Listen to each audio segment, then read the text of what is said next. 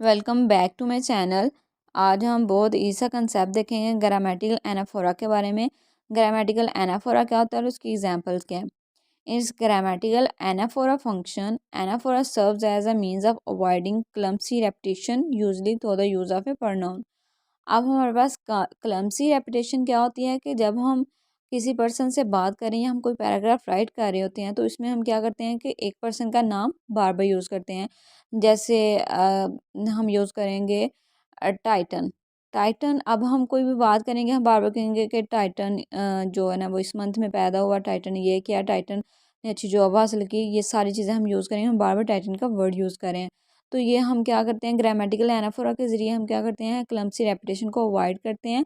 हम डिफरेंट उसमें pronoun use कर लेते हैं, first second and third person pronoun, जिनके ज़रिए क्या होती है हमारी क्लम्सी रेपिटेशन अवॉइड हो जाती है। तो ग्रामेटिकल एनाफोरा मोस्टली ये होता है कि आप हम रेपिटेशन को अवॉइड करें।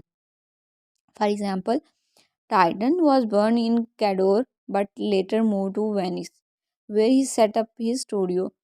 हाँ, यहाँ पे he refers back to Titian and so becomes anaphorical. We avoid repeating the name Titian and thereby create a smoother piece of text. क्या कर रहे हैं हम टाइटन को नेम को क्या कर रहे हैं इसमें रिमूव करें, अवॉइड करें और जिसकी जगह क्या यूज़ करें ही यूज़ करें। तो ये हमारा ग्रामेटिकल एनाफोरा को रिप्रेजेंट करेगा। Repetition of any clumsy words grammatical anaphora होता है।